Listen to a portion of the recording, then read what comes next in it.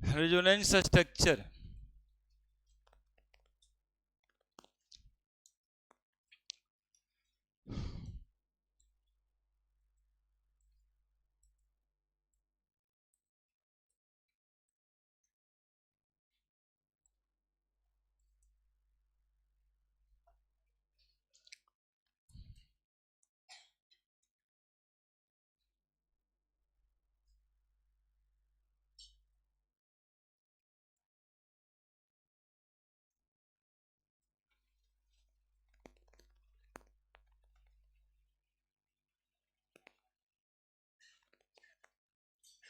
Resonance structure, देखिए एक phenomenon है रेजोनेंस, है ना। फेनोमेनन का मतलब है घटना क्रम से।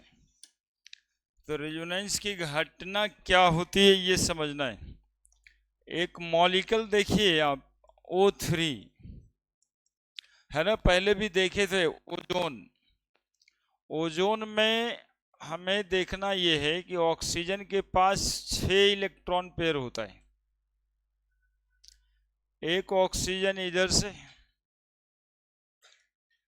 लुईस डॉट स्ट्रक्चर बना रहे हैं, और एक ऑक्सीजन इधर से, बीच में कोऑर्डिनेट बॉन्ड देते हैं।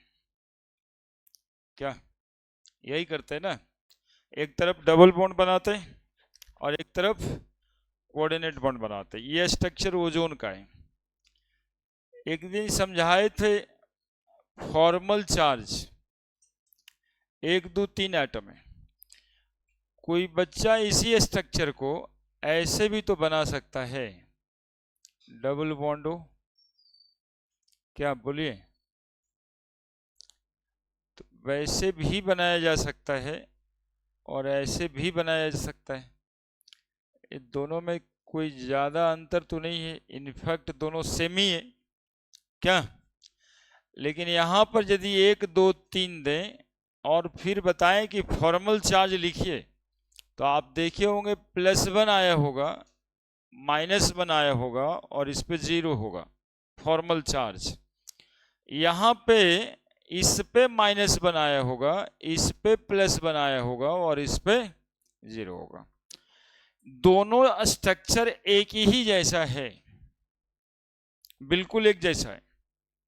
लेकिन जब फॉर्मल चार्ज देते हैं और डिस्क्राइब करना होता है तो कहते हैं ऑक्सीजन 1 एटम पे फॉर्मल चार्ज 0 है, 2 एटम पे +1 है, 3 एटम पे -1 है। लेकिन इस स्ट्रक्चर में 1 एटम पे -1 है, इस पे दूसरे पे +1 है और तीसरे पे 0 है। तो डिफरेंस हो गया ना फॉर्मल चार्ज का। आने ऐसे भी बना सकते हैं और ऐसे भी बना सकते हैं। रेजोनेंस स्ट्रक्चर ये दोनों तरीके से बनाया जा सकता है। अब सुनिए, यदि लुईस डॉट स्ट्रक्चर किसी एक मॉलिक्यूल का एक से ज्यादा पॉसिबल हो जाए, इसी फेनोमेनन को रेजोनेंस बोलते हैं। एक से ज्यादा पॉसिबल हुआ, लुईस डॉट स्ट्रक्चर ओजोन का ये भी है और लुईस डॉट स्ट्रक्चर ओजोन का ये भी है। तो एक से ज्यादा पॉसिबल स्ट्रक्चर हुआ, this phenomenon is called as resonance. Structure को रेजोनेटिंग स्ट्रक्चर या कैनोनिकल फॉर्म ऑफ स्ट्रक्चर कहा जाता है ना। लिखेंगे सब बात। ये दोनों स्ट्रक्चर रियल एग्जिस्टेंस नहीं होता है। अब सुनिए इसमें क्या बात है। ये डबल बॉन्ड है, इसका बॉन्ड लेंथ 121 पिकोमीटर है। ये सिंगल बॉन्ड है, इसकी बॉन्ड लेंथ 148 पिकोमीटर है। 121 पिकोमीटर और 148 पिकोमीटर। लेकिन रियल में जब ओजोन को ऑब्जर्व किया गया तो बॉन्ड लेंथ न तो 148 पिकोमीटर आ रहा था, न तो 121 पिकोमीटर आ रहा था। बॉन्ड लेंथ एक अलग ही बॉन्ड लेंथ था, 128 पिकोमीटर आ रहा है रियली में। यहाँ डबल बॉन्ड है, सिंगल बॉन्ड है, 148 पिकोमीटर 121 पिकोमीटर दिखाई दे रहा है। लेकिन रियल ऑब्जर्वेशन क्या है ओजोन के बॉन्ड लेंथ का, 128 पिकोमीटर, और दोनों बॉन्ड की बॉन्ड लेंथ सेम है। रियल में, ठीक है। यानी कि एक तीसरा पॉसिबल स्ट्रक्चर भी है ओजोन का, और तीसरा पॉसिबल स्ट्रक्चर देखिएगा ऐसा है।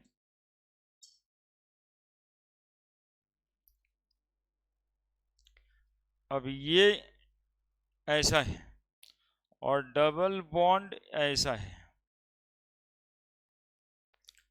अब यहाँ पे बॉन्ड लेंथ आ रहा है 128 पिकोमीटर इसका भी, और ये बॉन्ड लेंथ भी आ रहा है 128 पिकोमीटर, यानी दोनों बॉन्ड की लंबाई सेम है।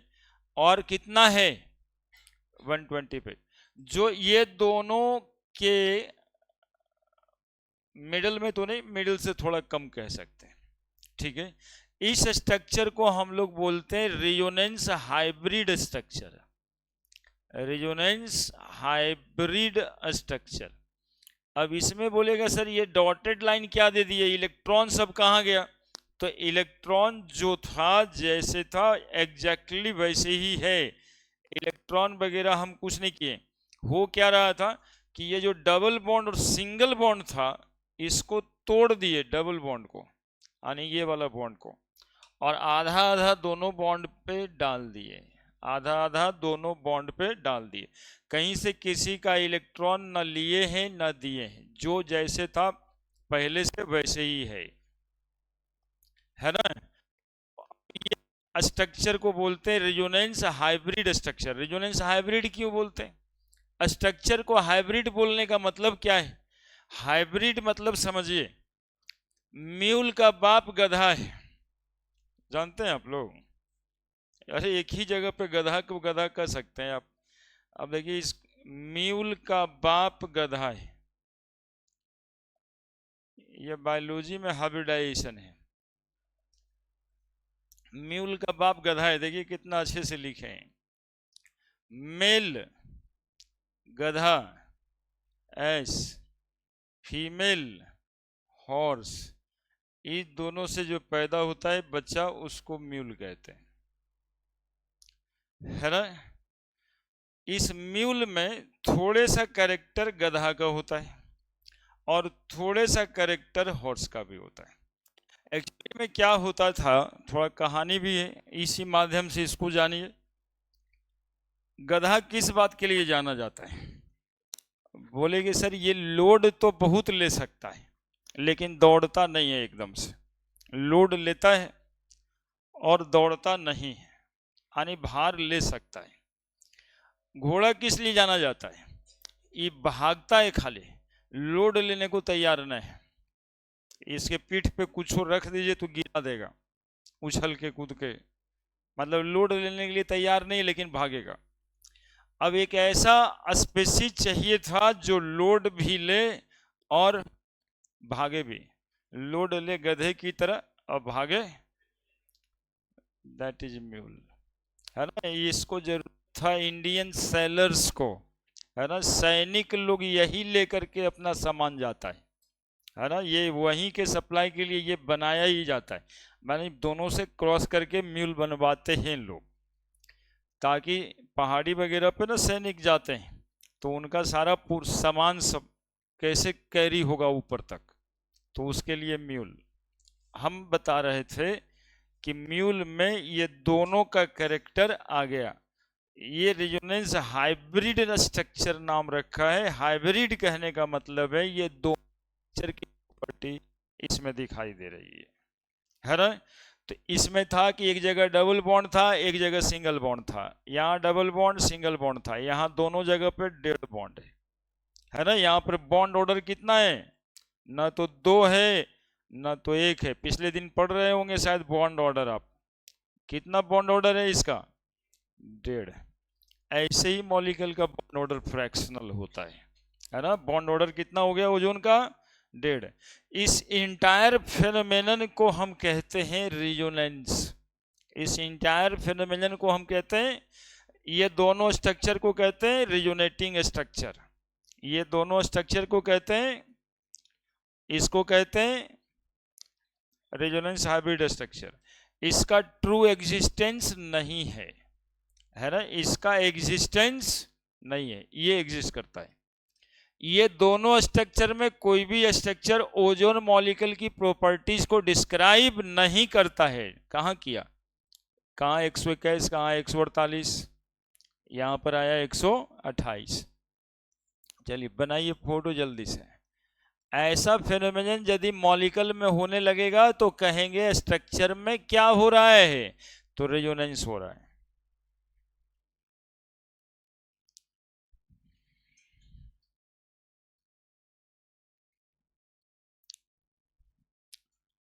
म्यूल का बाप गधा है, पता था आप लोगों को?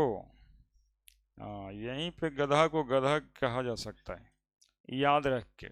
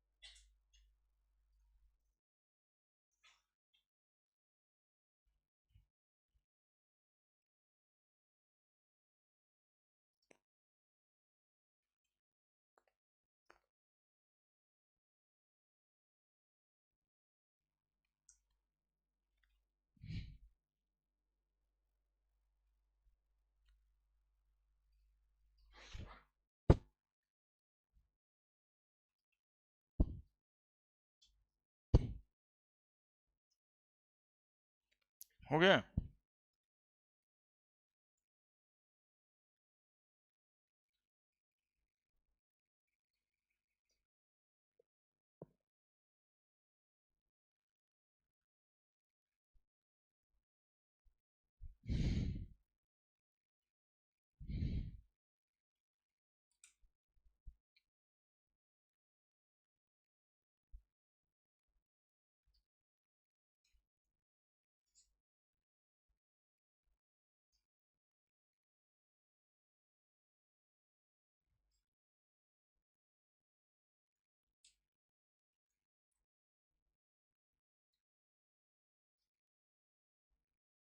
बना लिए।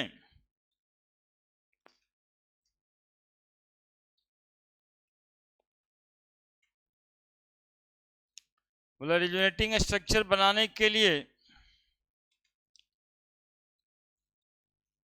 वैलेंस इलेक्ट्रॉन पेयर जो भी बनाते हैं वो जैसे बनाते हैं वैसे ही बनाना है, कहीं इलेक्ट्रॉन को उठा करके यहाँ वहाँ रखना नहीं है।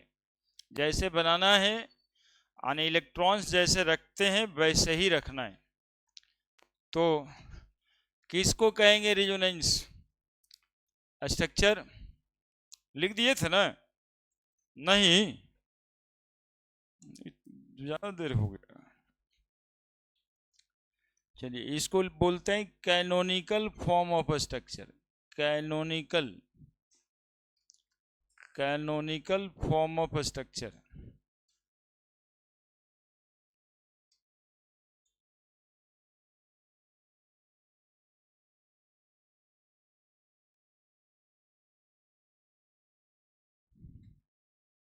या resonating structure.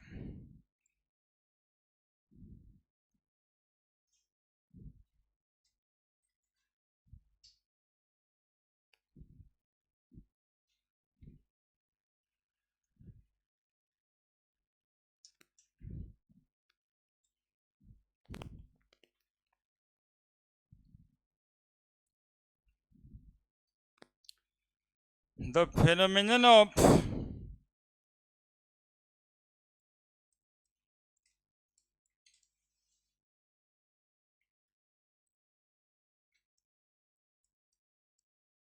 existence of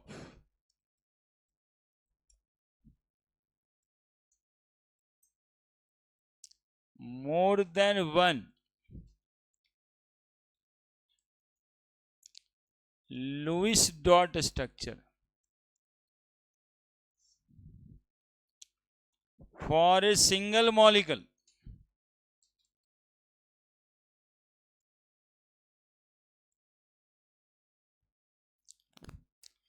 phenomenon of existence of more than one Lewis structure for a single molecule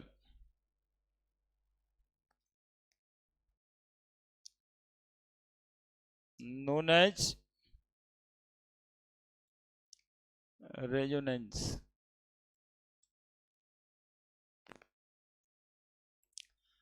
The structures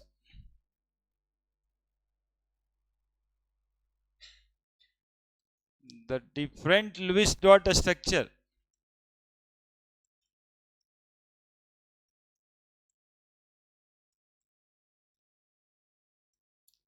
are known as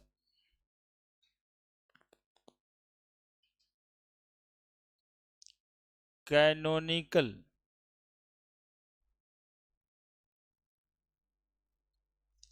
form of a structure,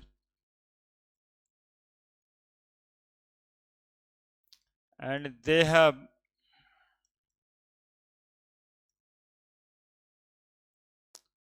non-real existence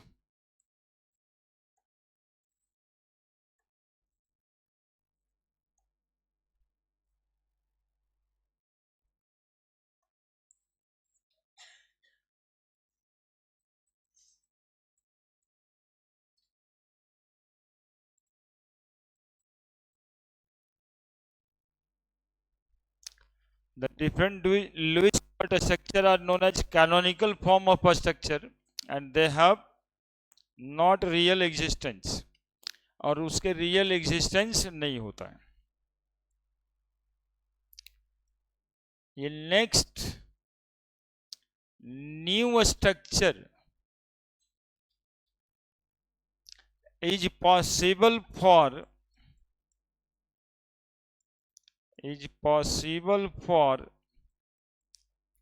such structures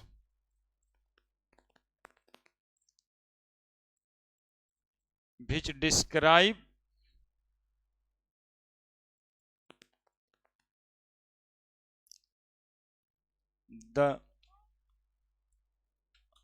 their all properties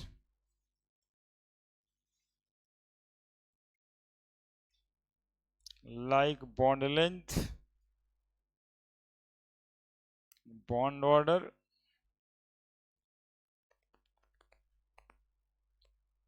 and known as resonance hybrid structure.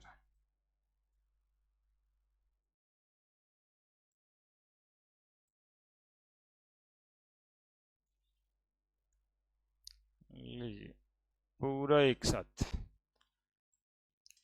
3 point था अलग अलग.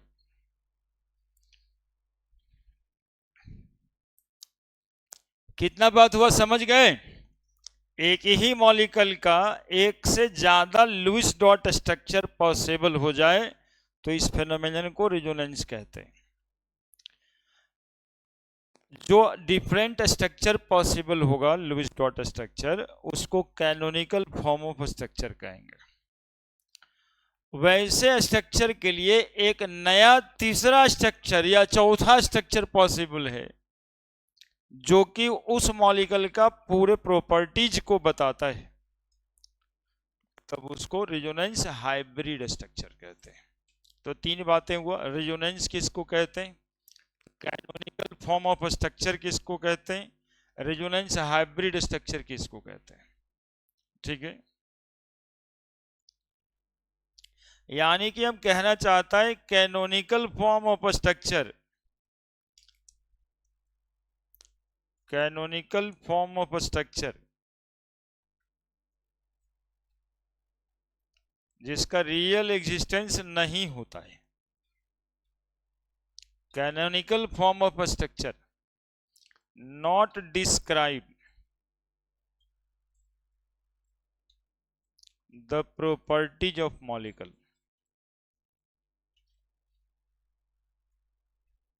The properties of molecule. जैसे कि आप ozone में देखें कि एक बॉन्ड लेंथ 148 पिकोमीटर था, दूसरा 121, लेकिन होता है एक्चुअली में 128। बॉन्ड ऑर्डर देखे, 2 बॉन्ड ऑर्डर देखे 1, लेकिन होता ओजोन का बॉन्ड ऑर्डर 1.5, है ना। तो canonical form of structure not describe the properties of molecule, है ना। Canonical form of structure molecule के प्रॉपर्टीज को बताता है कि नहीं बताता? नहीं बताता है। कैनोनिकल फॉर्म का रियल एग्जिस्टेंस होता है कि नहीं? Not real existence. तब एग्जिस्ट कौन करता है? Resonance hybrid structure.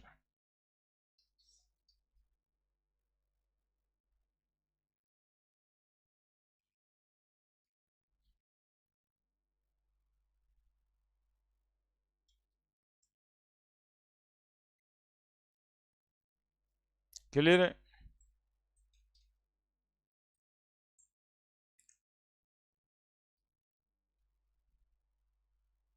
क्लियर है? एक और एग्जांपल देखिए, CO3 2- कार्बोनेट आयन। देखिए C double bond O, oxygen पे माइनस, ऑक्सीजन पे माइनस, ठीक है। एक स्ट्रक्चर ये लुईस डॉट स्ट्रक्चर बनाए, इलेक्ट्रॉन है इसमें, जो जहां पे इलेक्ट्रॉन है वो आपको बदलना है ही नहीं।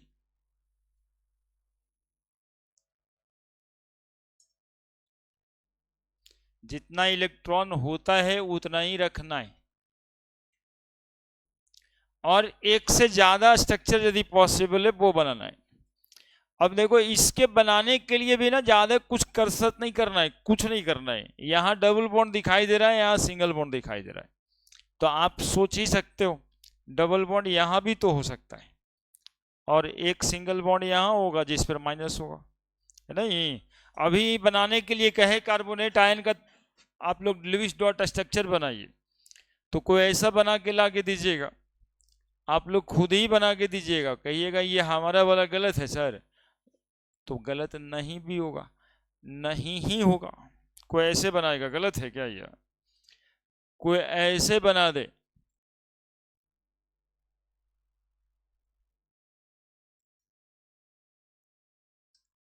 ये भी गलत नहीं है क्या? ये भी गलत है क्या? ये भी गलत नहीं है। कार्बोनेट आयन के ये तीनों स्ट्रक्चर पॉसिबल है। अब इसका एक नया स्ट्रक्चर पॉसिबल होगा जिसको क्या बोलेंगे? Resonance hybrid structure. इसमें क्या करना रहता है, कैसे आप बनाते हो? तीनों ऑक्सीजन को जोड़ देना, एक डबल बॉन्ड आपको दिखाई दे रहा है और तीनों जगह पे नहीं दिखाई दे रहा है, उसी एक बॉन्ड को 3 भाग में बांट देना, यानी 0.33 बॉन्ड सबको दे देना, like this,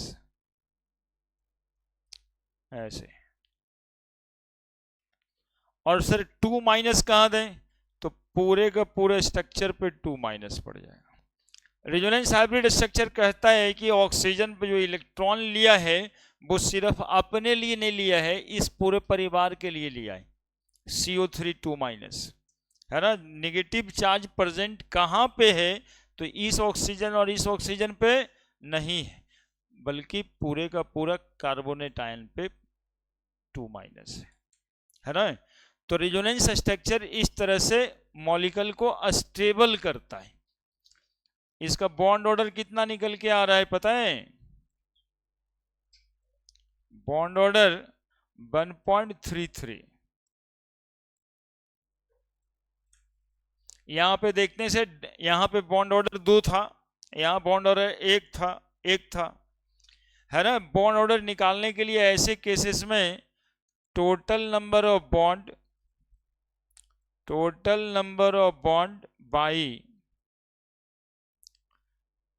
total number of resonating structure,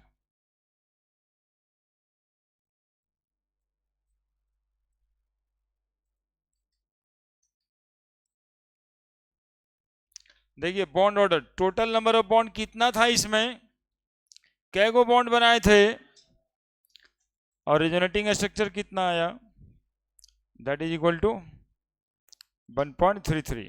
ozone में भी निकल जाता है क्या, देखिए कितना बॉन्ड था और रिजोनेटिंग स्ट्रक्चर कितना आया 1.5। तो यदि बॉन्ड ऑर्डर निकालना है रिजोनेटिंग स्ट्रक्चर्स का, तो total number of bond by total number of resonating structure.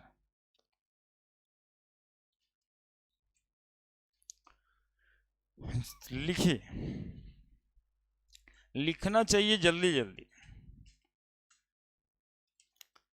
समझना चाहिए लिट में।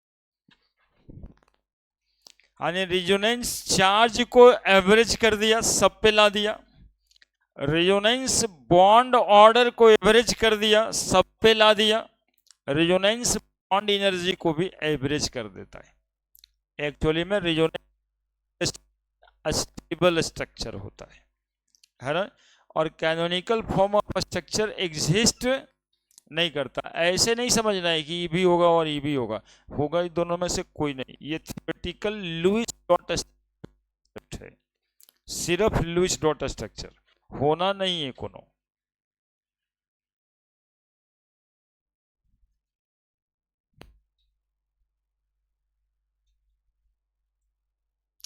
आने इलेक्ट्रॉन्स के डिस्ट्रीब्यूशन जो लुईस साहब के हिसाब से किया जाता था वही है।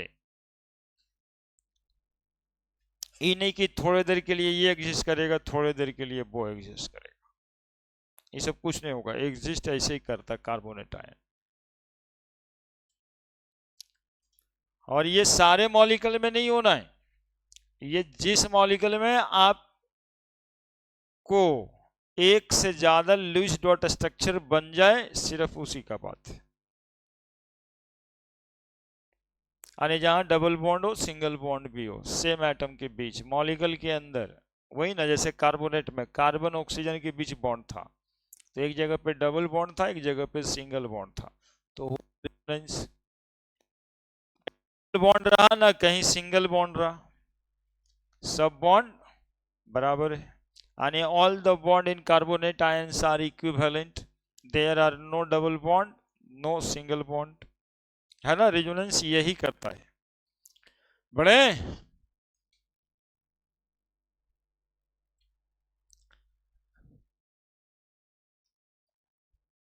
Resonance energy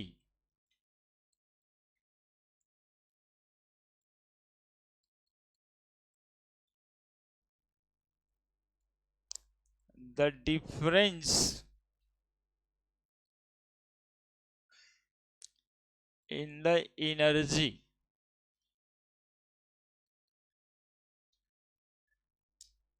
of canonical form of a structure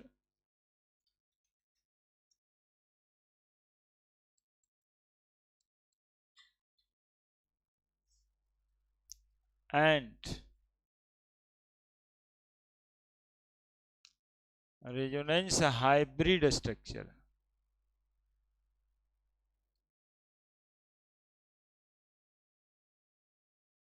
known as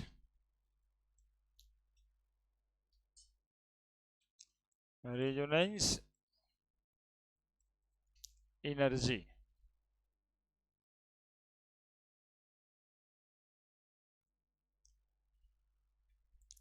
Resonance energy always released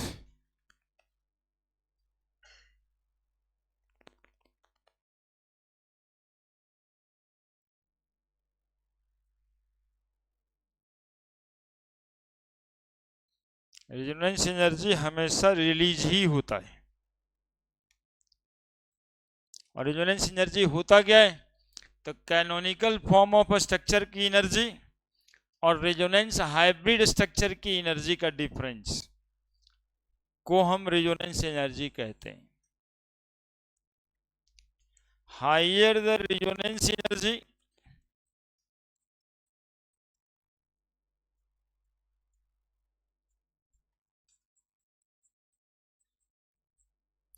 higher the resonance energy,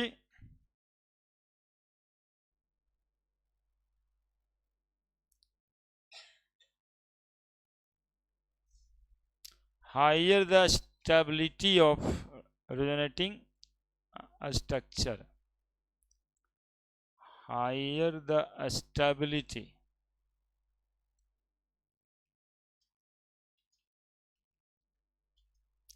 of structure।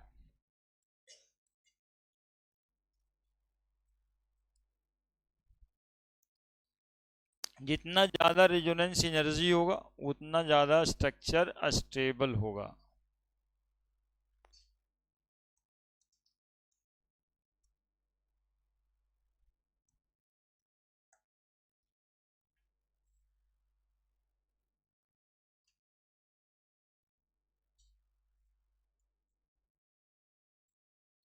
ये एनर्जी कौन सी एनर्जी? Potential energy.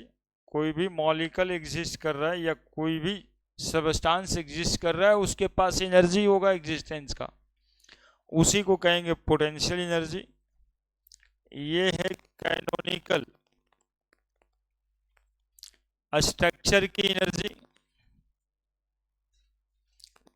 और ये है रेजोनेंस हाइब्रिड स्ट्रक्चर की एनर्जी।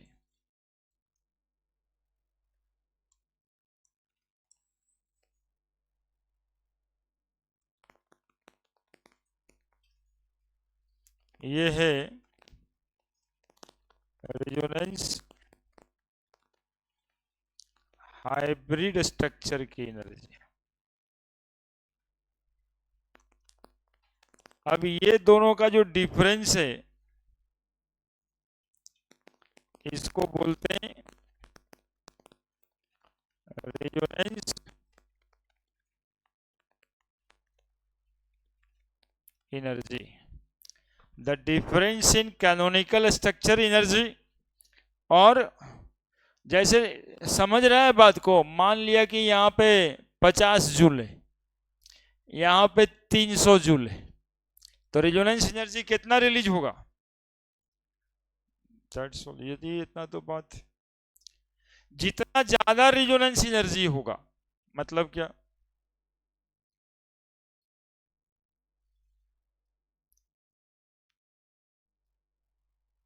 ये कैनोनिकल फॉर्म का स्ट्रक्चर है, ये रेजोनेंस हाइब्रिड स्ट्रक्चर है। पोटेंशियल एनर्जी यहाँ पे मान लेते हैं अपने से 550, यहाँ पे मान लेते हैं बहुत नीचे बना दिए तो 25 जूल पे आ गया, तो रेजोनेंस एनर्जी कितने का हुआ? तो जितना ज्यादा रेजोनेंस एनर्जी, सुनेगा बात, जितना ज्यादा रेजोनेंस एनर्जी ये हमेशा रिलीज होगा। कैनोनिकल फॉर्म ऑफ स्ट्रक्चर की एनर्जी 550, ये 25, कितना ही रिलीज हुआ? तो 525 जूल की एनर्जी रिलीज हुई, तो ज्यादा रेजोनेंस एनर्जी है। यानी स्ट्रक्चर कितना एनर्जी पे? रेजोनेंस हाइब्रिड स्ट्रक्चर कितना एनर्जी पे? RH स्ट्रक्चर लिख देते हैं। Resonance hybrid structure canonical form of structure, canonical structure लिख देते हैं। यानी रेजोनेंस हाइब्रिड स्ट्रक्चर कितना एनर्जी पे एग्जिस्ट कर रहा है? 25 जूल एनर्जी पे एग्जिस्ट कर रहा है। केमिस्ट्री में मॉलिक्यूल को जितना कम एनर्जी होगा उतना ज्यादा स्टेबल होगा, है ना। Lower the amount of energy more is the stable structure. जितना कम एनर्जी होगा मॉलिक्यूल को उतना ज्यादा वो क्या होगा? अस्टेबल, है ना। चूंकि रिएक्ट नहीं करेगा, लोअर एनर्जी पे मॉलिक्यूल रिएक्ट नहीं करता है, इसलिए ज्यादा स्टेबल होगा, है ना। जितना कम होगा एनर्जी उतना ज्यादा स्टेबल होगा। क्यों? क्योंकि वो रिएक्ट नहीं करे। जो रिएक्ट नहीं करे उसको ज्यादा स्टेबल कहा जाता है ना। यहाँ तुम लोग में भी ये अप्लाई होता है, जो ज्यादा रिएक्ट करेगा, हर बात पे कुछ ना कुछ रिएक्शन दे देगा, उसको समाज में उचक्का कहते हैं, लफुआ, है ना। रिएक्ट नहीं करना ये स्टेबिलिटी बताता है ना। कि बड़ा स्टेबल आदमी है, कुछ बोल भी नहीं करता, दैट इज मोर स्टेबल। और बहुत लो टेम्पर्ड है, मतलब ज्यादा रिएक्ट करता होगा, है ना। स्टेबिलिटी ज्यादा एनर्जी पे नहीं है, ज्यादा एनर्जी पे रिएक्टिविटी आती है। लिखिए पुट से, यहाँ दो दो ग्राफ बनाए इसलिए रेजोनेंस एनर्जी बताने के लिए, उसमें कम है, इसमें थोड़ा ज्यादा रेजोनेंस एनर्जी, तो ज्यादा स्टेबल, है ना। और कभी कभी ज्यादा पिनकने का आदत होता है किसी किसी को, उसी को रिएक्टनेस कहेंगे। तो उसको देखिएगा दो चार लोग लग भी जाएगा, पिनकाते रहता है। ला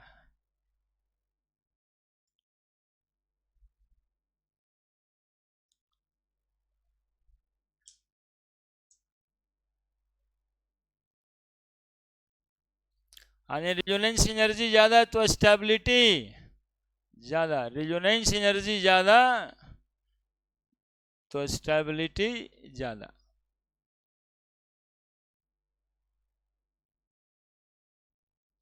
रेजोनेंस एनर्जी ज्यादा तो स्टेबिलिटी ज्यादा।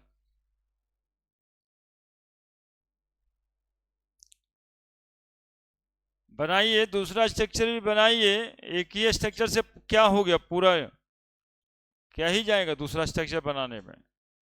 ज्यादा और कम का दिखाने के लिए बनाया जाता है, उसमें थोड़ा कम एनर्जी रिलीज हुआ, इसमें ज्यादा एनर्जी रिलीज हुआ।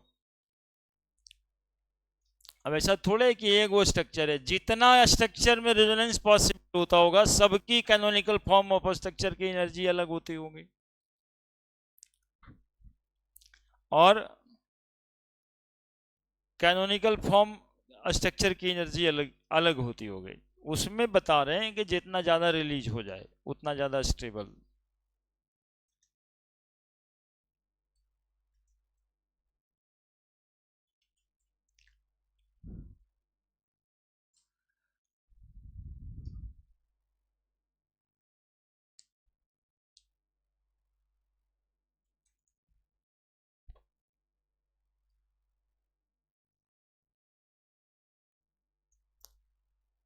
ग्राफ में डिफरेंसेस ज़्यादा दिखना चाहिए।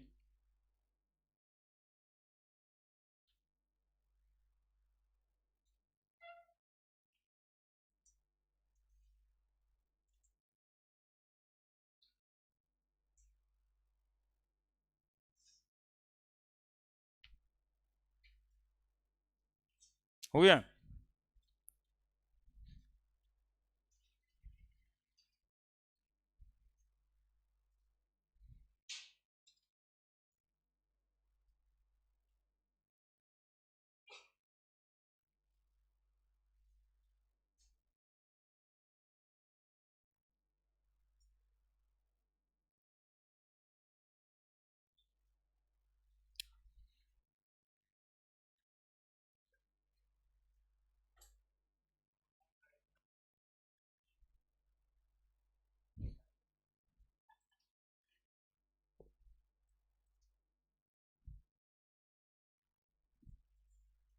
हो गया। अब रेजोनेंस क्या क्या किया भाई, तो रेजोनेंस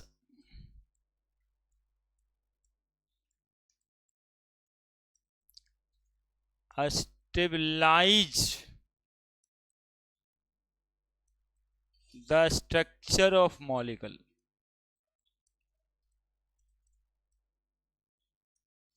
रेजोनेंस मॉलिक्यूल के स्ट्रक्चर को क्या करता है, स्टेबलाइज करता है। लिखिए लिखिए जल्दी से,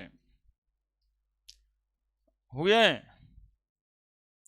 resonance stabilise the structure of molecule. Resonance averages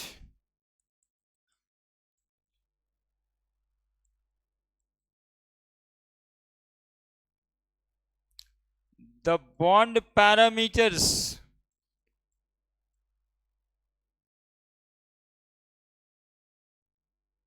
like bond length,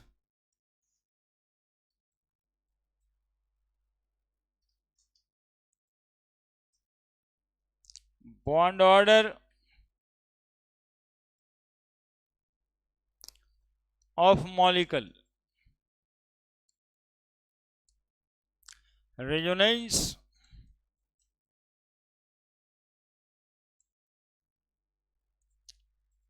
makes all the bond equivalent.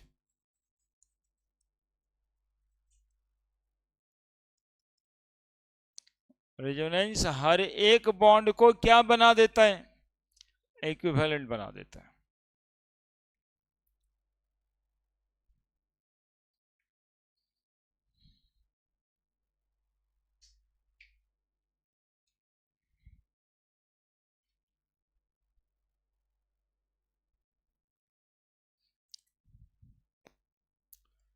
Energy of average the bond parameters, energy नहीं लिखे उसमें, energy of resonance hybrid structure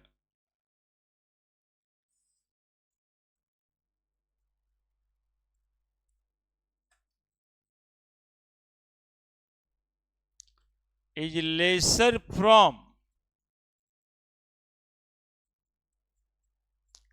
either of canonical form, either of canonical structure,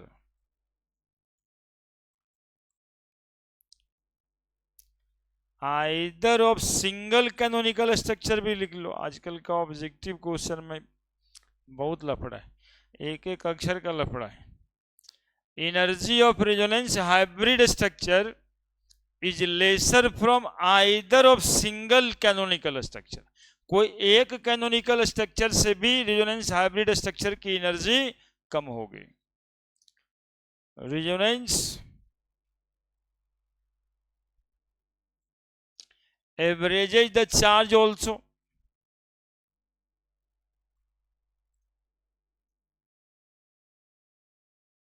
averages the charge on the molecule, charge on the overall molecule।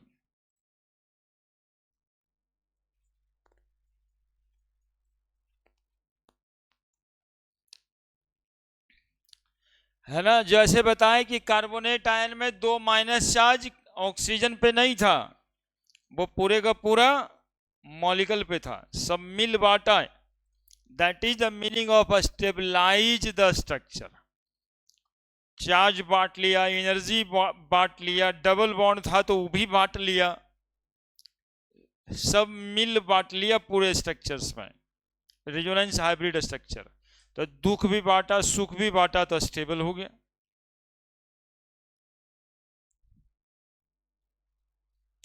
Resonance structure यानी canonical structure को हम लोग वो वाला arrow से दिखाते हैं। अब वो ऐसा नहीं कि वो दूसरा कोई टाइप का। Resonance structure shown by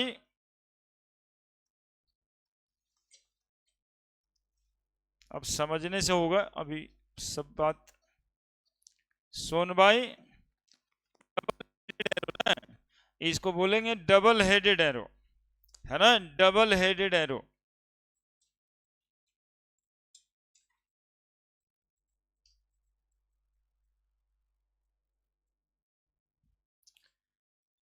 there are no any equilibrium in between the two structure,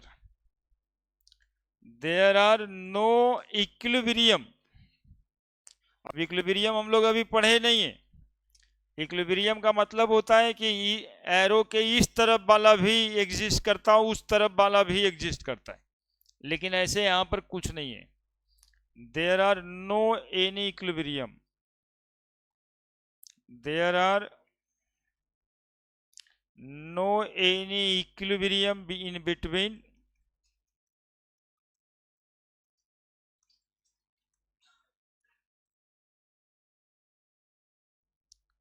two canonical structure।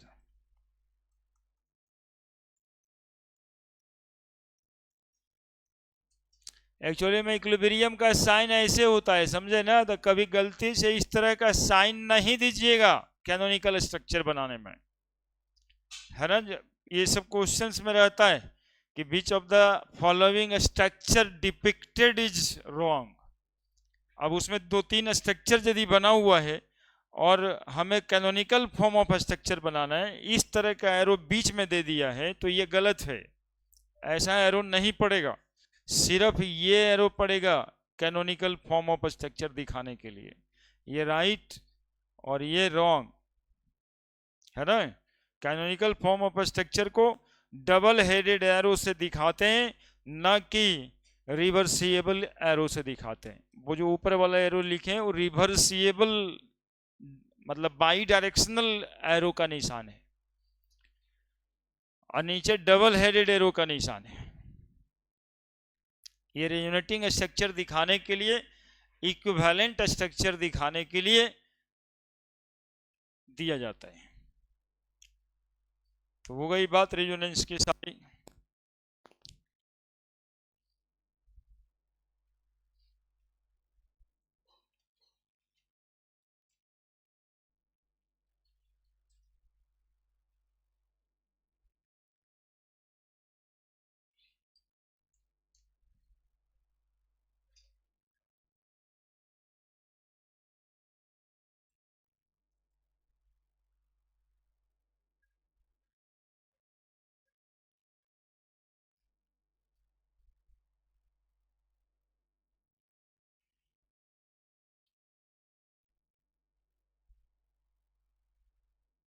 ठीक है, बढ़ जाए, बात खत्म। कोवेलेंट बॉन्ड 2 टाइप का होता है जी। आने हेडिंग बनेगा पोलरिटी ऑफ बॉन्ड।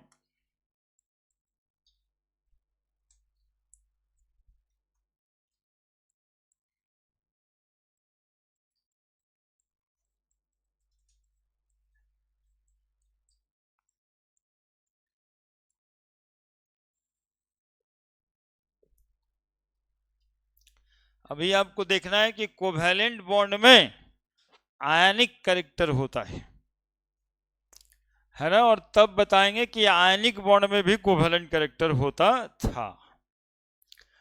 तो पोलरिटी ऑफ बॉन्ड हम लोग को क्या दिखाता है, क्या बताता है? आयनिक character in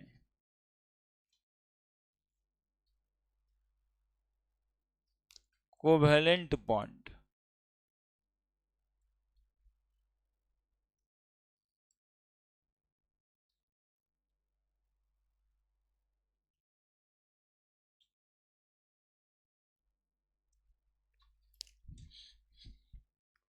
ionic character in covalent bond.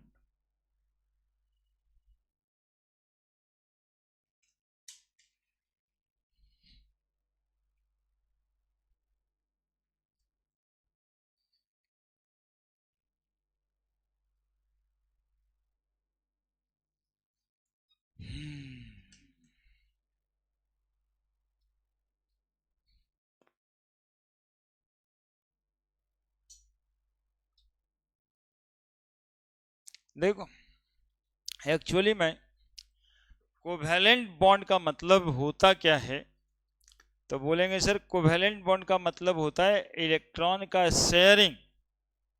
यानी इलेक्ट्रॉन शेयर्ड हुआ, इसका मतलब क्या होता है ये पूछना चाहते हैं। तो इलेक्ट्रॉन दो न्यूक्लियस के बीच में आ गया, दो एटम के न्यूक्लियस के बीच में इलेक्ट्रॉन की डेंसिटी ज्यादा है, that is a covalent bond. लेकिन ये दोनों इलेक्ट्रॉन किसी एक एटम की तरफ हो जाए, that is polarity of bond. ये दो इलेक्ट्रॉन किसी एक एटम की तरफ हो जाए। देखो सिंपल, थोड़ा लॉजिकली समझोगे तो काम आएगा। हाइड्रोजन का स्ट्रक्चर बना रहे हैं, पिछले कुछ दिनों से बनाए हैं सजी। इधर में एगो न्यूक्लियस बनाते हैं, इधर में एक न्यूक्लियस बनाते हैं। कैसे बनाए ये भी समझ में आता होगा आप लोगों को। ये एक्चुअली में ऐसे था और ये एक्चुअली में ऐसे था, और यहाँ पे दो इलेक्ट्रॉन शेयर हो रहा था। क्या? एक एटम इलेक्ट्रॉन हाइड्रोजन का, उधर से एक एटम उसका, और वो जो शेयर्ड एरिया था उसी को हम लोग कर दिए थे ऐसे, तब ये दो एटम का दिखता है और इलेक्ट्रॉन इसके बीच में रहता है। That is the actual meaning of covalent bond. लेकिन अब HCl है। अब देखिए एक्चुअली में हो क्या रहा है, हाइड्रोजन यहाँ है, Cl यहाँ है, 2 2 4 2 6 और 1 7 और ये 1 8। हाइड्रोजन का इलेक्ट्रॉन क्लोरीन के तरफ है, ऐसे है, मतलब ये भी दोनों के बीच में है इलेक्ट्रॉन्स। लेकिन क्लोरीन क्या चाहता है कि हाइड्रोजन का इलेक्ट्रॉन हम अपने तरफ कर लें। हाइड्रोजन का इलेक्ट्रॉन, सुनते रहिएगा, किसका इलेक्ट्रॉन किसके तरफ चाह रहा है, कौन चाह रहा है, क्लोरीन चाह रहा है। मतलब क्लोरीन बेईमान है ना जी। क्लोरीन क्या है, अरे बेईमान को बेईमान ही ना बोलिएगा जी, तो बेईमान है क्लोरीन।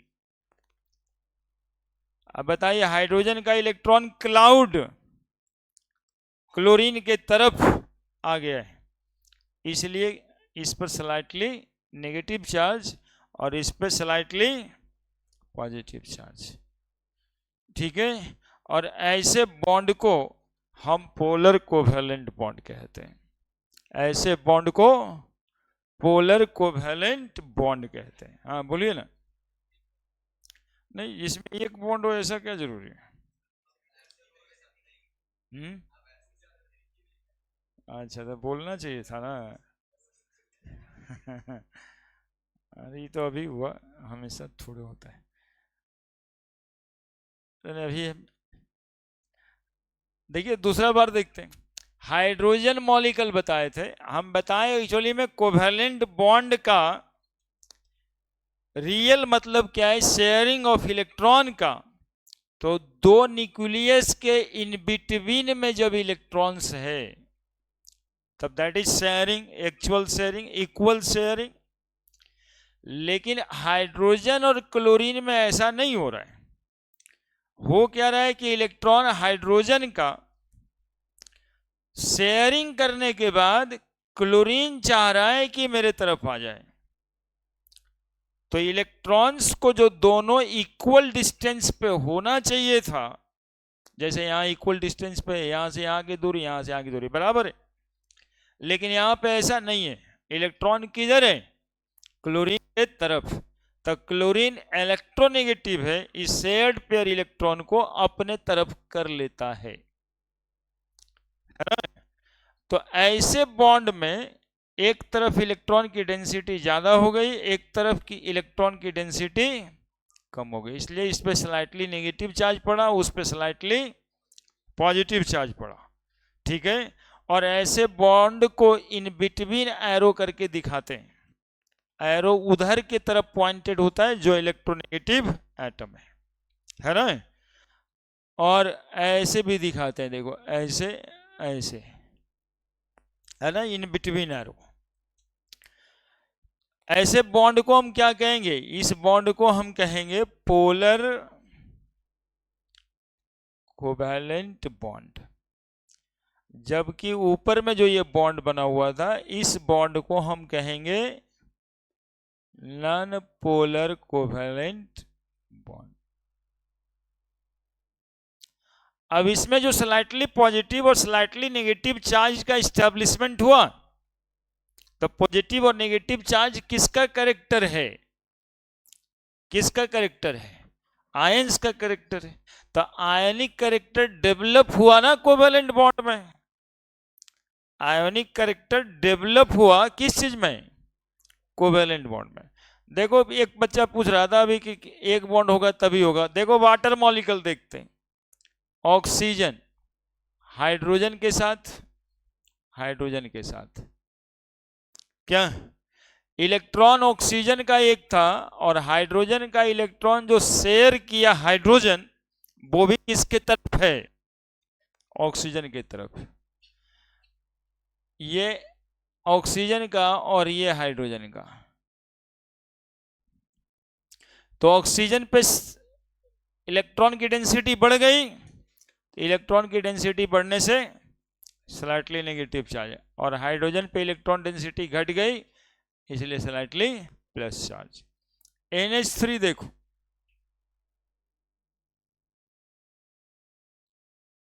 ऐसे ना देखा था, नाइट्रोजन को 5 इलेक्ट्रॉन होता है, 1 2 3 4 5। अब हाइड्रोजन का इलेक्ट्रॉन लेकिन रहेगा किधर, नाइट्रोजन की तरफ। तो ऐसे बॉन्ड को हम लोग कौन सा बॉन्ड कहेंगे, पोलर कोवैलेंट बॉन्ड कहेंगे। ठीक है, बनाइए स्ट्रक्चर, कुछ एग्जाम्पल बनाइए। पोलर कोवैलेंट बॉन्ड, दोनों बॉन्ड पोलर है, तो है तो कोवैलेंट बॉन्ड ही, लेकिन कैसा कोवैलेंट हो गया ये, पोलर कोवैलेंट हो गया। पोलरिटी डेवलप हो गई कोवैलेंट बॉन्ड में, पोलरिटी डेवलप हो गई कोवैलेंट बॉन्ड में। आप कह सकते हैं कि आयोनिक कैरेक्टर डेवलप हो गया कोवैलेंट बॉन्ड में। हाँ, बांट देंगे, तुरंत बांट देते हैं बॉन्ड को पोलर और नॉन पोलर कोवैलेंट में। कुछ एग्जाम्पल लिख लीजिए, चीजों को थोड़ा समझना होता है।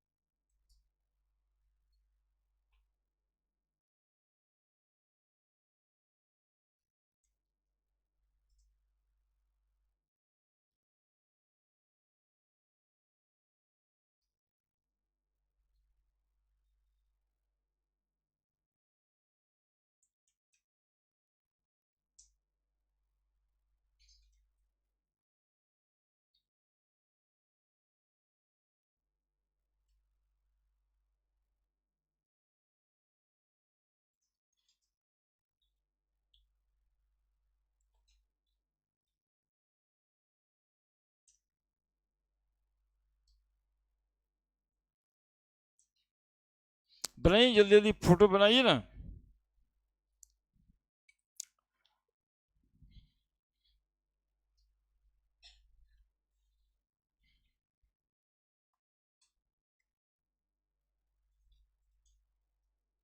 एक्चुअली में डाइपोल का फोटो होता है, ऐसे और ऐसे।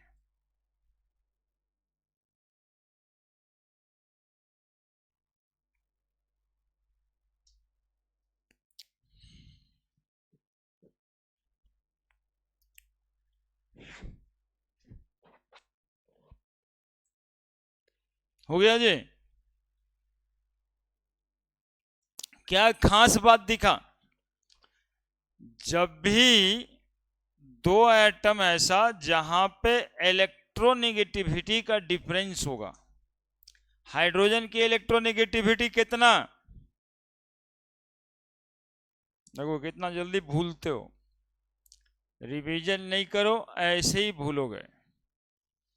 जो भी याद करने वाली बात, इलेक्ट्रोनेगेटिविटी तो शायद जानता होगा कि क्लोरीन फ्लोरीन को इलेक्ट्रोनेगेटिव एटम कहते हैं, लेकिन एक डेटा भी हम साथ साथ में थोड़ा बहुत लिखते हैं।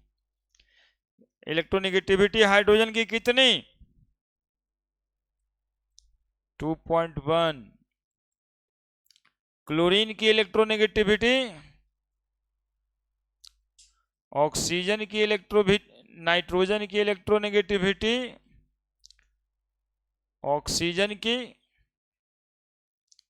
और फ्लोरीन की कुछ एलिमेंट का तो याद रखना चाहिए ना यार, अभी नहीं याद रखोगे, याद रखने के नाम पे बिल्कुल साफ। यानी एक एटम इलेक्ट्रोनेगेटिव है और दूसरा कम इलेक्ट्रोनेगेटिव है, इसके बीच में जब बॉन्ड बनता है तो तब पोलरिटी डेवलप हो जाता है बॉन्ड में। बॉन्ड को हम लोग पोलर कोवैलेंट बॉन्ड कहते हैं। नहीं, बेईमान है ये सब एटम। तो बेईमान है तो उंगली उठा हुआ दिखाई दे रहा होगा, देखिए। नहीं, चलिए। कोवैलेंट बॉन्ड दो टाइप का।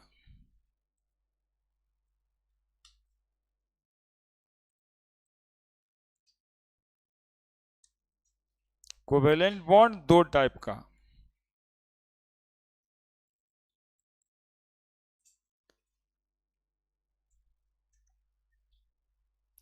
One is non polar covalent bond,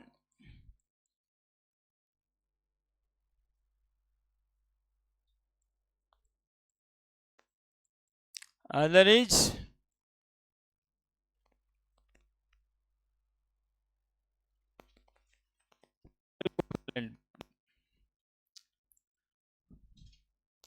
if covalent bond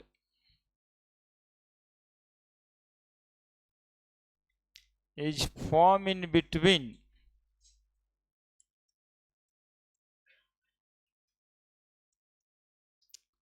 two atom of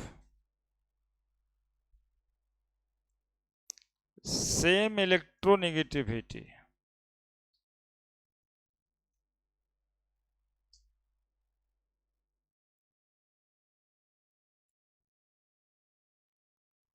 known as non-polar covalent bond.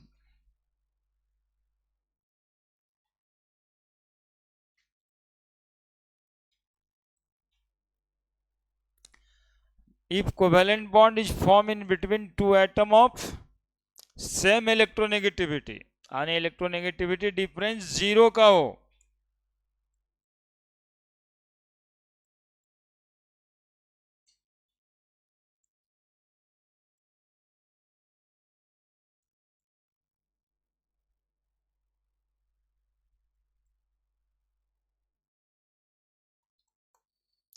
Example H2 N2 F2 Cl2 Br2 I2 O2, ये सब बॉन्ड नॉन पोलर कोवैलेंट है बिल्कुल।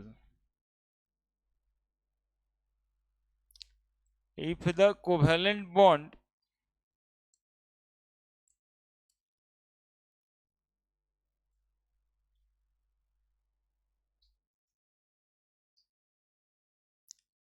is formed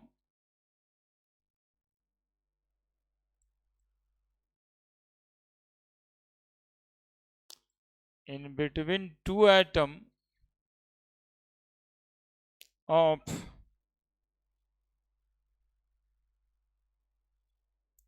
different electronegativity,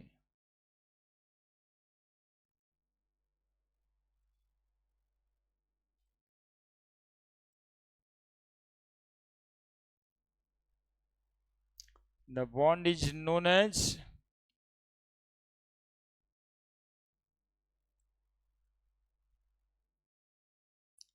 polar covalent bond. Bond is known as polar covalent bond. Electronegativity difference non zero होगा, difference in between two atom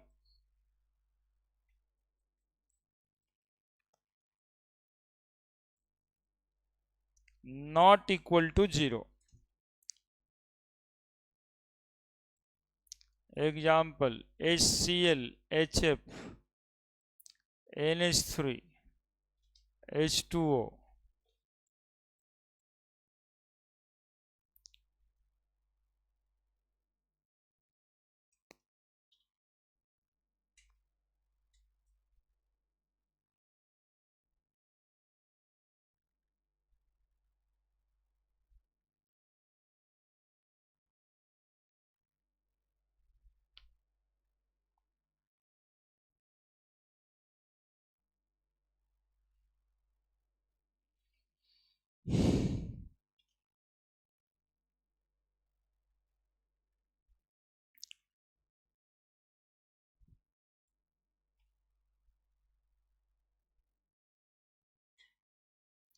polar covalent bond में electronegativity difference non zero है, not equal to zero है। क्या electronegativity difference in between two atom is not equal to zero, और इस polarity के वजह से पोल डेवलप कर गया, एक स्लाइटली पॉजिटिव और दूसरा स्लाइटली नेगेटिव। तो पोलर कोवेलेंट बॉन्ड वाला मॉलिक्यूल डाइपोल के जैसा बिहेव करता है। 2 पॉइंट और, अब पोलर कोवेलेंट आगे चलेगा, खाली ये तो पढ़ ही लिए तो रह जाएगा यहीं पे। अब आगे आगे चलेगा polar covalent bond.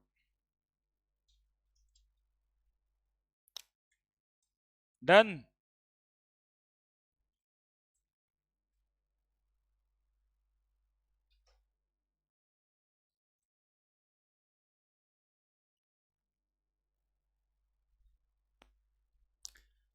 Polar covalent bond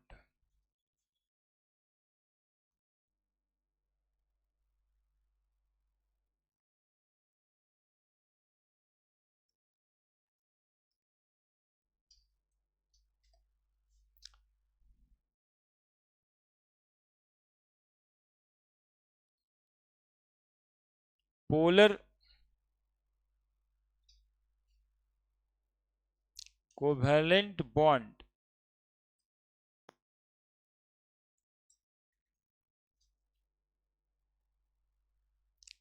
containing molecule develop slightly positive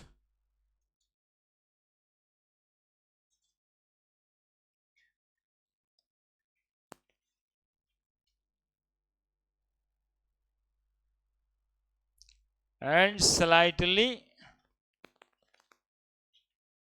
negative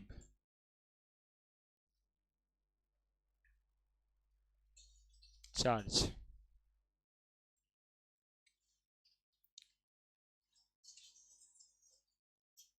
As a result of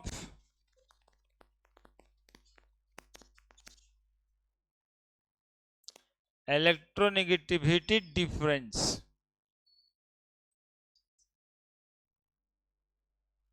और ये किसका रिजल्ट है?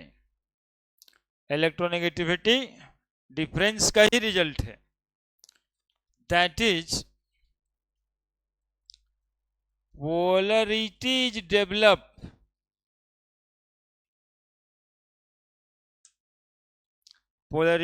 is developed in covalent bond.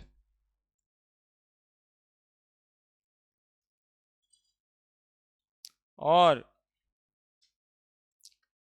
covalent bond possess ionic character.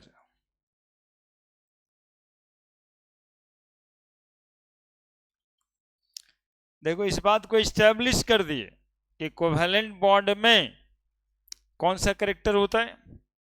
Ionic character. अब यही पॉजिटिव और नेगेटिव चार्ज का development ही तो guarantee था आयनिक नेचर का। तो आयनिक नेचर डेवलप कर गया कोवेलेंट बॉन्ड में। कैसे डेवलप किया? इलेक्ट्रोनेगेटिविटी के डिफरेंस से इलेक्ट्रॉन ले लिया था, इस वजह से।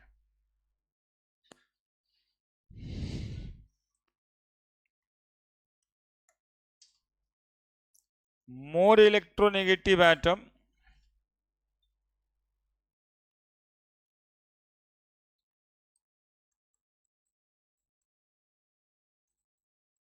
get slightly negative charge, which indicate, क्या बताता है ये? There are high electron density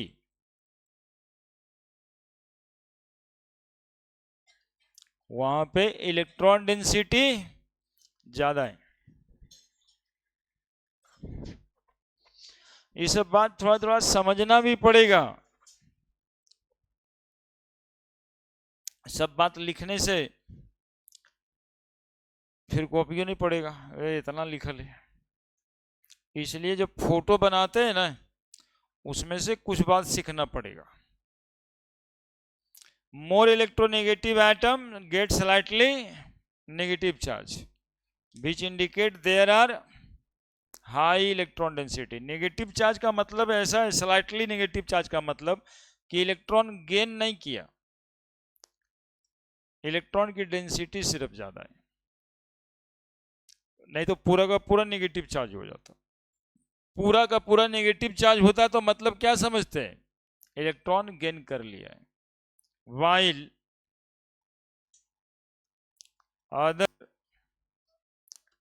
less electronegative atom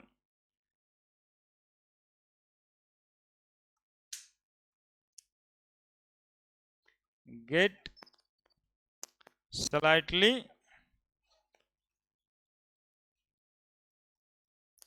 positive charge, मतलब है which indicate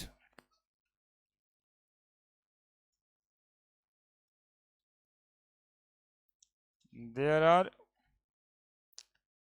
low electron density. Electron density बोलने से इलेक्ट्रॉन क्लाउड की तरफ इशारा करते हैं। इलेक्ट्रॉन क्लाउड ज्यादा है Cl की तरफ, इलेक्ट्रॉन क्लाउड कम है हाइड्रोजन की तरफ।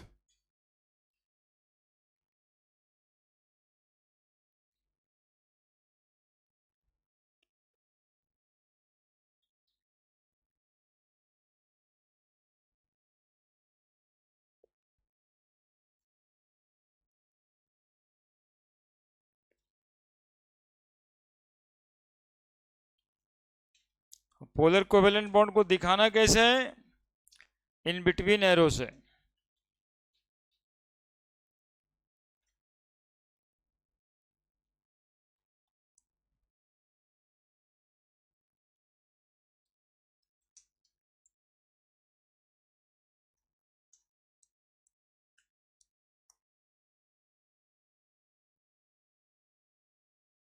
Polar covalent bond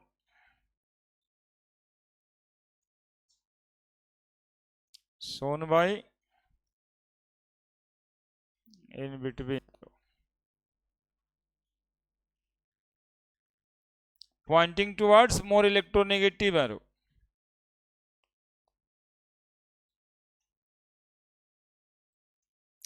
in between arrow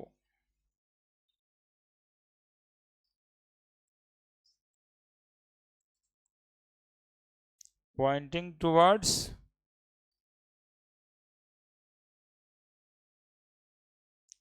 more electronegative atom।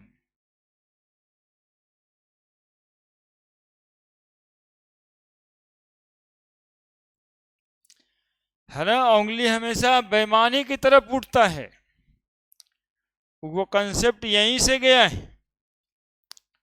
Cl बेईमान एटम था, तो pointing towards chlorine, hydrogen point किया हुआ है किसके तरफ, क्लोरीन की तरफ, यही लिया इलेक्ट्रॉन, यही लिया है ऑक्सीजन के तरफ, कि इलेक्ट्रॉन मेरा वाला इसी के तरफ है। ये वही वाला कंसेप्ट है इलेक्ट्रोनेगेटिविटी का, जो कहते हैं कि इलेक्ट्रॉन हाइड्रोजन का रहता क्लोरीन के तरफ। जैसे कोई बेटा आपका हो, घर में देखा होगा आस पड़ोस में बाल बच्चा किन्हीं का रहता है, और वो रहता घर ही में है, मतलब बेटा आप ही का है, लेकिन साथ हमेशा पड़ोसी का देता है ना। तो यही कॉन्सेप्ट है इस हाइड्रोजन के इलेक्ट्रॉन का, कि इलेक्ट्रॉन तो हाइड्रोजन का ही है, लेकिन रहता किधर है, क्लोरीन के तरफ, रहता किधर है, ऑक्सीजन के तरफ। ये पोलरिटी डेवलप होने का मतलब है। Now the topic is dipole.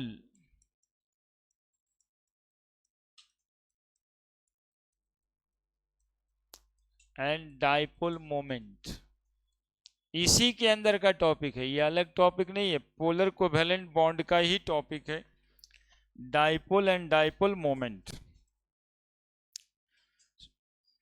थोड़ा थोड़ा समझना भी है। Polar covalent molecule behave like a dipole. भाई डाइपोल क्या होता है, बात तो यहां से स्टार्ट करना होगा ना। डाइपोल होता क्या है? डाइपोल देखो HCl देखे थे अभी, अरे हाँ बोलो ना, ये HCl जो देखे थे उसमें Cl के तरफ इलेक्ट्रॉन डेंसिटी आ गया था, हाइड्रोजन का इलेक्ट्रॉन रहता क्लोरीन की तरफ है, जिसके वजह से इस क्लोरीन पे स्लाइटली नेगेटिव और इस हाइड्रोजन पे स्लाइटली, यही दो पोल हुआ ना। डाई मतलब दो, पोल मतलब पोल, तो ये हो गया डाइपोल, है ना, दो पोल, एगो स्लाइटली पॉजिटिव एक तो slightly negative. A system of charge of equal magnitude opposite nature, magnitude बराबर है, नेचर अपोजिट है, यानी एगो प्लस है एक तो माइनस है, called as dipole, separated through a small distance. यहां पे स्मॉल डिस्टेंस को क्या बोलेंगे? बॉन्ड लेंथ, BL, है ना। तो डाइपोल को डिफाइन कर देते हैं यहां पे, देखो इतना बात समझने से डाइपोल समझ में आया हुआ रहेगा कि HCl मॉलिक्यूल को सर डाइपोल बोले थे। क्यों बोले थे? तो एक पॉजिटिव चार्ज था और दूसरा नेगेटिव चार्ज था। देखिए polar covalent bond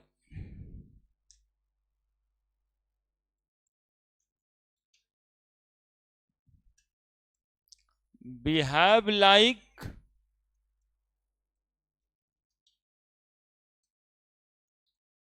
dipole, polar covalent molecule behave like dipole.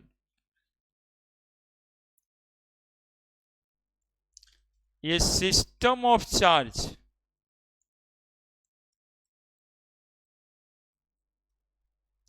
ये system of charge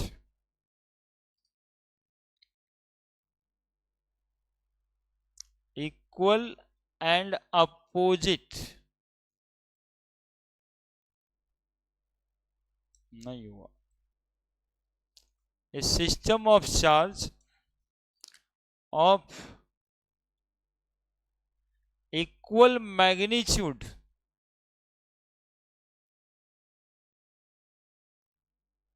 and opposite direction,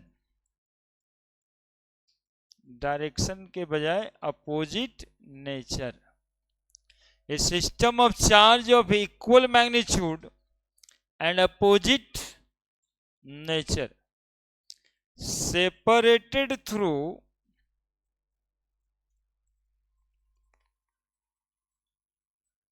a small distance like bond length,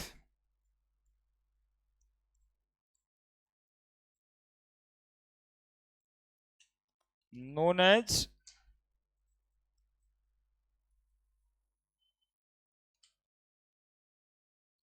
dipole. Dipole किसको कहते हैं? तो system of charge of equal magnitude, एक ऐसा system charge का जिसका magnitude बराबर हो, एंड अपोजिट नेचर, चार्ज का दो ही नेचर है, एक पॉजिटिव नेचर और एक negative nature, separated through a small distance like bond length. यहां पे केमिस्ट्री है इसलिए बॉन्ड लेंथ, नहीं तो ऐसे लिख देते separated through a small distance,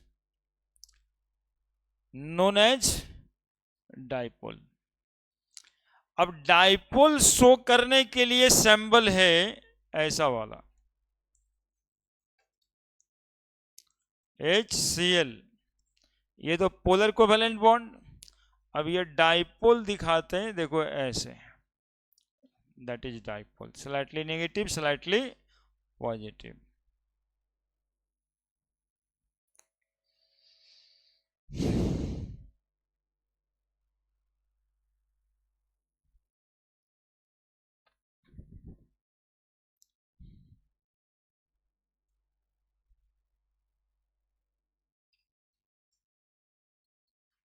dipole represented through arrow like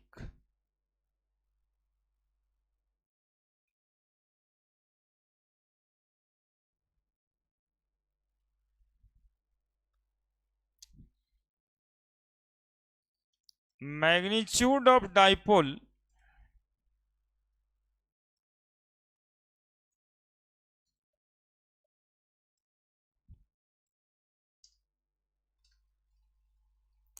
measured through dipole moment।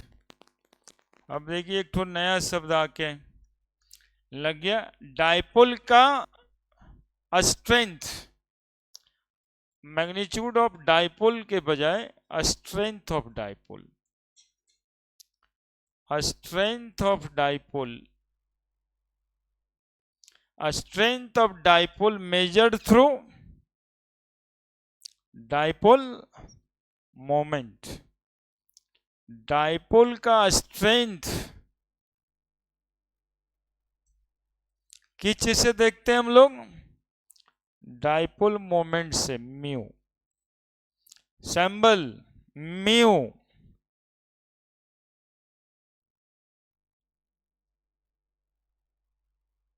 Mu.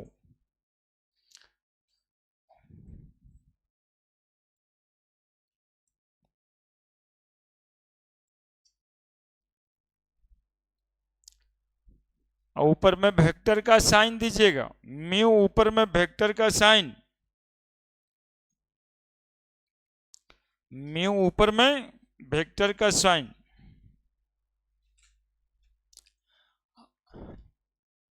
ठीक है, अब डाइपोल मोमेंट क्या होता है? हेडिंग बनाइए, डाइपोल मोमेंट।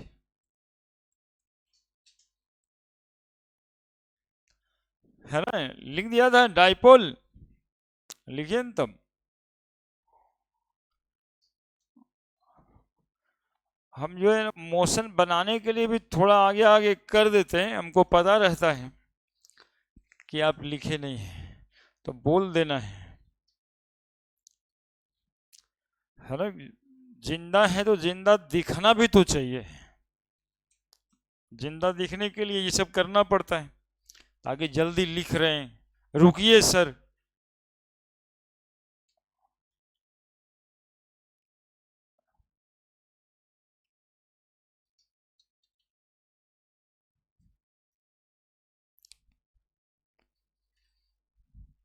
डाइपोल का स्ट्रेंथ कि कितना मजबूत है डाइपोल,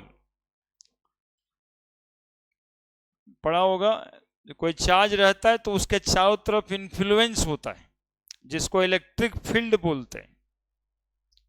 तो यदि कोई डाइपोल है तो इसका भी तो फील्ड होता होगा ना, फील्ड उसका कितना मजबूत है ये मेजर होगा किस शब्द से? डाइपोल मोमेंट से। डाइपोल मोमेंट, डाइपोल मोमेंट क्या होता है, कैसे कैलकुलेट होगा? डाइपोल मोमेंट कैसे लिखाएगा? Mu, the product of,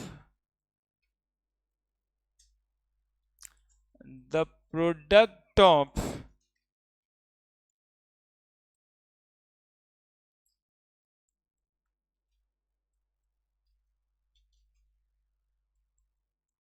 magnitude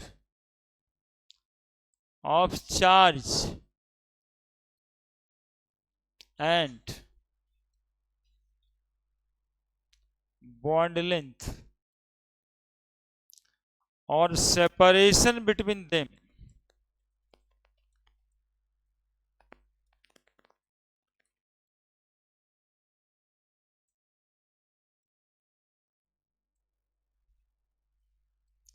known as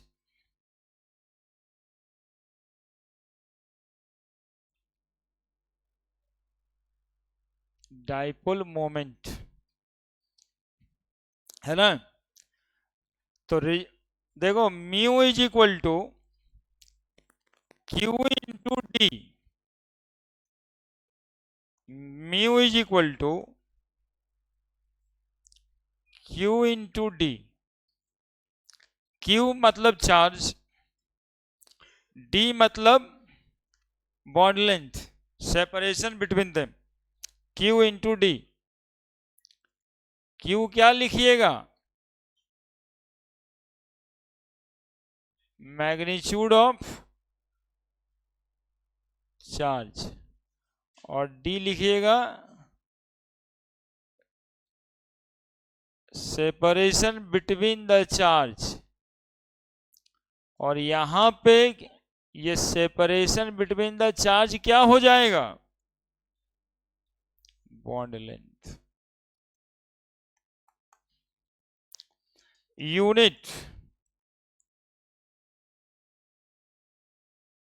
unit of dipole moment.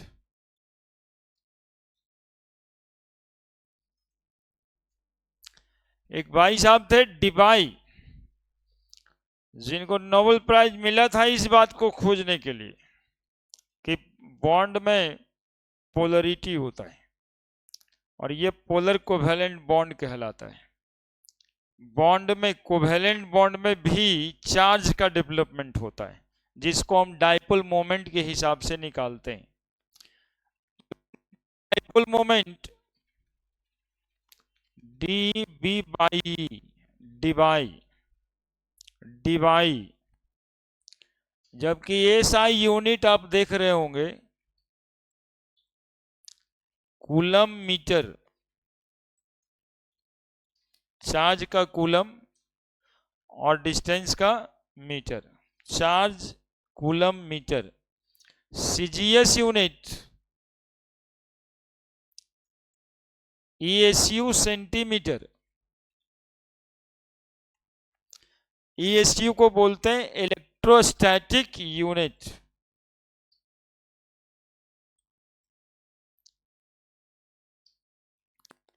Dibai, एक डिवाई शॉर्टकट में डिवाई को डी ही लिखना है। 3.33 गुना 10⁻³ कूलम मीटर, या फिर एक डिवाई इज इक्वल टू 4.8 नहीं,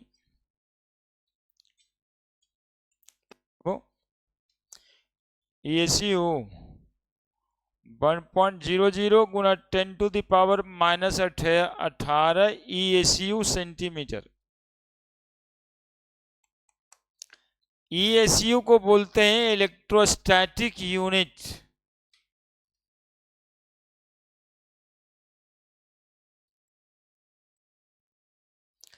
एक्चुअली में 3 को डॉट बीच में नहीं देना था। ESU सेंटीमीटर,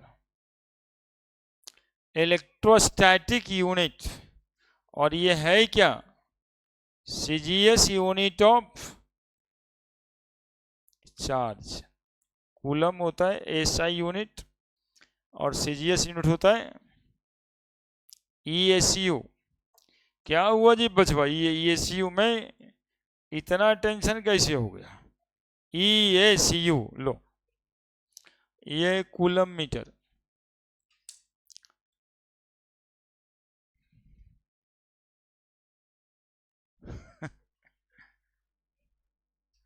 वो तीसरा बार कॉपी बंद किया। ठीक है, फिर डाइपोल मोमेंट ये हो गया। अब इसका एप्लीकेशन देखेंगे अगले दिन, एप्लीकेशन ऑफ डाइपोल मोमेंट।